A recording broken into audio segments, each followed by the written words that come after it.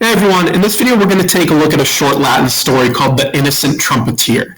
Now this story comes from H.J. Hardy's Reader, which he titled A Latin Reader for the Lower Forms in Schools. It's a very old textbook.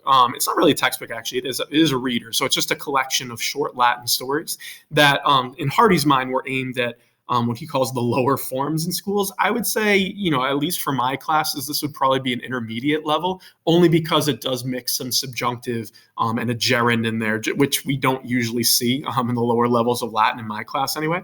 But if you want to see this story, you can take a look at Nova Latin. On my textbook, you'll find it there. You can see a bunch of different stories from Hardy. And I use these in my class to kind of sprinkle them in to our normal textbook and give my students a chance to see something different and practice their Latin with a little bit more interesting story, right? They're very short. Some of them are witty, some of them are fun, different, some of them are historical. It just gives us a little change up of just reading more stuff. And I tell you in all these videos, the more you read Latin, the better you're going to be, right? So you're not really going to master it from a textbook. You need to read it and see it in context. And that's where Hardy's stories really do well. So for this, I'm going to treat this video a little differently. I'll read you the story, then I'm going to pause the video, give you a chance to look up, anything you don't understand. Again, this is really mimicking what I call the read and reread method. And then I'll explain to you what's going on in this story. So we'll treat it that way. But to start, here's the full story. Again, it's not very long. I'll read the Latin to you. Just listen to it, work your way through, and try to understand what it is as you hear me reading it to you. So it goes like this. Tubicen ab hostibus captus, nolite me inquit interficere, nam inermis sum neque quidquam habeo praeter hanc tubam, ad hostes, propter hoc ipsum inquiut, te interrememus, quod cum ipse pugnandi sis imperatus, alios ad pugnam incitare soles. So let's pause the video right there. Okay. If you want to listen to it again, not that my pronunciation is amazing, but you can pause it, go back, listen to the story, and try to see if you can catch what's going on here. But right now, I want you to take a minute, pause the video. If there's any vocab you don't understand or you're not sure of, look up all the vocab, right? If there's anything in terms of the grammar that you're looking at and you're saying, I don't really understand what's going on here, try to look up some grammar and then go back and listen to it again, right? And the more you read through it, that second, third time reading, it should make a lot more sense to you. So once you've done that and you're in that place, let's take a look at it again and make sure that your translation is pretty close to mine. So the story starts with a tubicen, right, which is a trumpeter, right, a trumpet player. So there's a picture of one here off to the right. This would be in a Roman army. The trumpeter is the guy playing music to give signals, right? So depending on what signal, or not really song, but signal he's blasting on the trumpet, the troops would understand what to do, right? A battlefield is really chaotic, so the trumpeter plays an important role. So you're saying the trumpeter, captus is your perfect passive participle. So having been captured by the enemy, right, by enemies. So you have to imagine a Roman army, it goes to fight, and the trumpeter gets captured. And he says, inque, nolite me interficere, right? So nolite me means don't, right? Nolite interficere means don't kill me.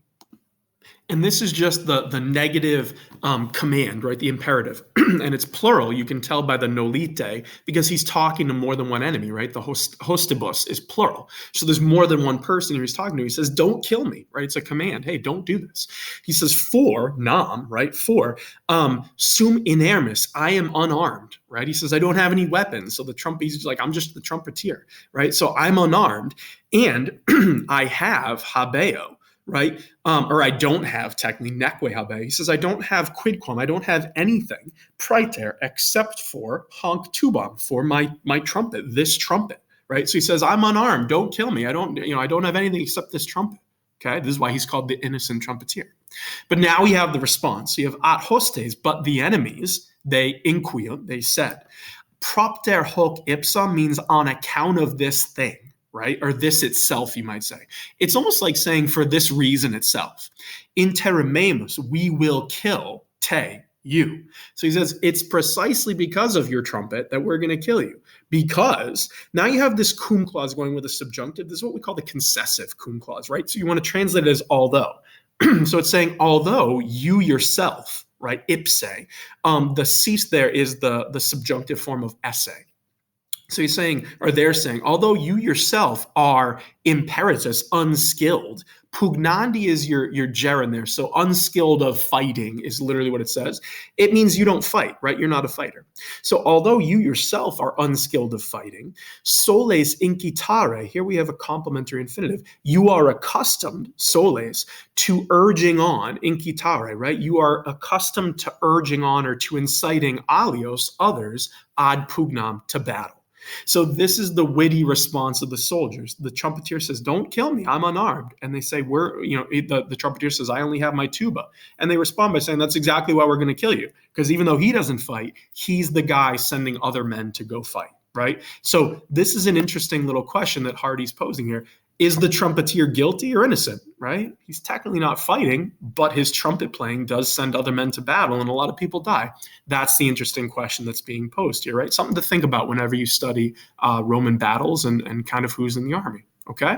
If you have any questions, put them in the comments below. But again, hopefully this is something a little different, different from what you've seen in your normal textbooks. Give it a shot. If you have questions, let me know and I'll be happy to help you. But otherwise, try that read and reread method, right? And if you want to see the vocab or different grammar to help you out, check out Nova Latin, my textbook there, or my website anyway.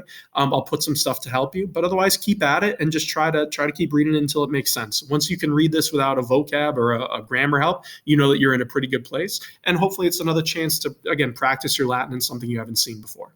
Good luck.